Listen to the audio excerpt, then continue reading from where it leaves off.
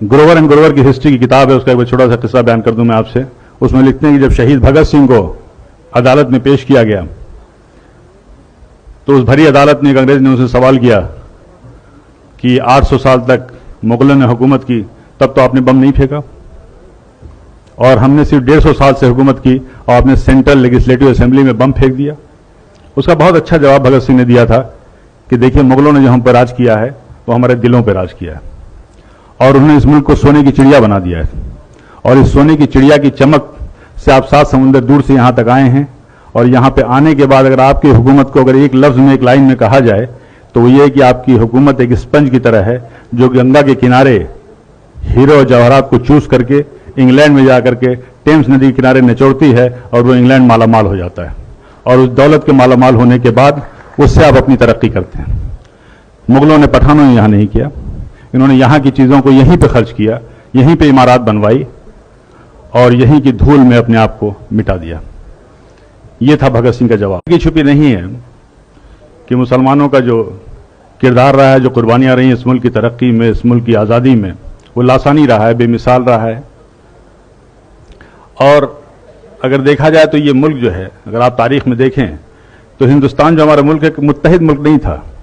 बेशुमार राजा रजवाड़े थे, रियासतें थीं, उस पर हुकूमत करते थे उन पर। लेकिन जब मुसलमान यहाँ पे आए हुकूमत के लिए, सबसे पहला जो काम उन्होंने किया था वो ये किया था कि इस मुल्क को एक किया था, वो बंगाल से लेकर अफगानिस्तान तक, और इस मुल्क को मुत्तहिद किया था।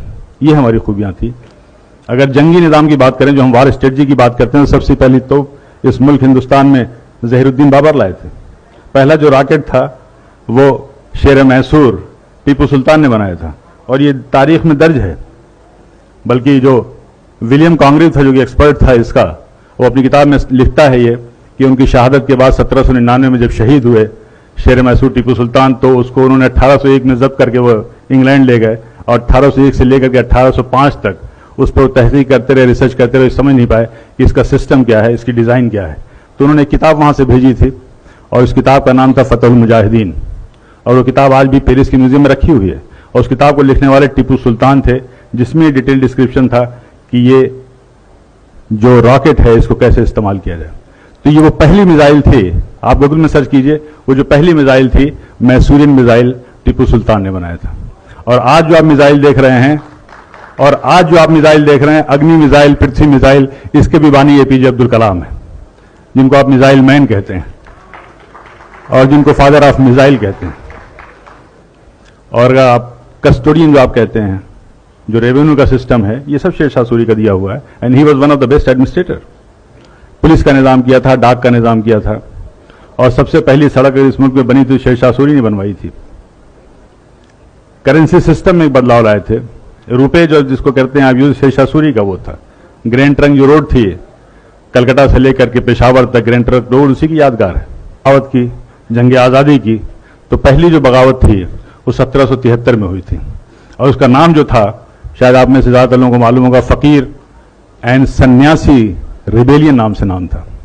यानी बंकिम चंद्र जी ने अपनी आनंद मठ की किताब में साफ साफ लिखा है कि उस जमाने में जो फकीर और सूफी हुआ करते थे, जो साधु और सन्यासी हुआ करते थे, वो एक साथ जाते थे, झुंड का झुंड जाते थे, और अंग्रेजों के गोदाम में वो लूटते थे, और उस कहत के दौरान वो जो अनाज लाते थे वहां से वो हिंदू और मुसलमानों में तकसीम किया करते थे। और ये सिलसिला तकरीबन 50 साल तक चला। इसका पूरा तारीख में डिस्क्रिप्शन है। पहली जो जंग आज़ादी थी वो 1857 की थी। और जिस फतवा वर्ड हम कहते हैं, जंग आज़ादी का सबसे पहला फतवा फजल हक खैराबादी ने दिया था। अल्लामा फजल हक खैराबादी ने यह फतवा दिया था जंग आज़ादी में अंग्रेजों के खिलाफ मुहिम का, और उस फतवे का यह असर था कि दिल्ली जैसी राजधानी को हमने फतह किया था।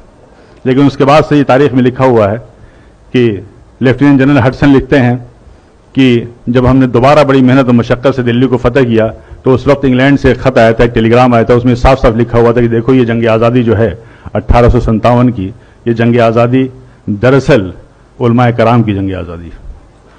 और उन उलमाए कराम के लिए बड़े फख्र से वो लिखता है कि हमने न जाने सैकड़ों उलमाए कराम को बगैर किसी मुकदमा चलाए हुए फांसी दे दिया। और ये कोटेड है, तारीख के फिगर्स में बता रहा हूं कि उस जमाने में जिन 51,200 लोगों को फांसी दी गई थी, उसमें से तकरीबन 27,000 से ज्यादा उलमाए कराम थे जिनको फांसी दी गई थी।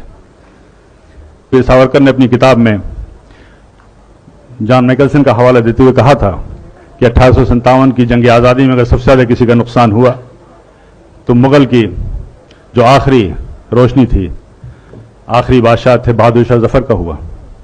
और उन्होंने उसका जॉन मैकलसन का हवाला देते हुए लिखा है कि एक बार उनको नाश्ते पे जब उनसे इसरार किया गया तो बहादुर शाह जफर ने कहा था कि मुझे ख्वाहिश नहीं है। उसके बाद से वो लिखता है कि हम लोगों ने उनकी आंख में जहरीले ऑइंटमेंट लगाना शुरू कर दिए ताकि उनकी बीनाई चली जाए। और उन्हें इस बात का इल्म था कि इस्लामी कानून में, इस्लामी शरीयत में कोई नाबीना अंधा शख्स कहीं का हुक्मरान नहीं हो सकता। और फिर वो दिन भी आया जब उनसे उनकी मर्जी के खिलाफ नाश्ते में उनके प्लेट पे लाल मखमल से ढके हुए 3 सर लाए गए थे, जिनमें 2 सर उनके बेटों के थे और 1 सर उनके पोते का था। ये थी कुर्बानियां। क्या जुल्म सितम के बाद भी मुसलमानों के लिए कहना पड़ेगा कि जंग आज़ादी में शरीक थे या नहीं? क्या अब भी इस उन्वान की जरूरत है? अब भी इस प्रोग्राम की जरूरत है? क्या चांद सितारों की मौजूदगी के लिए बहस होगी? कतई नहीं।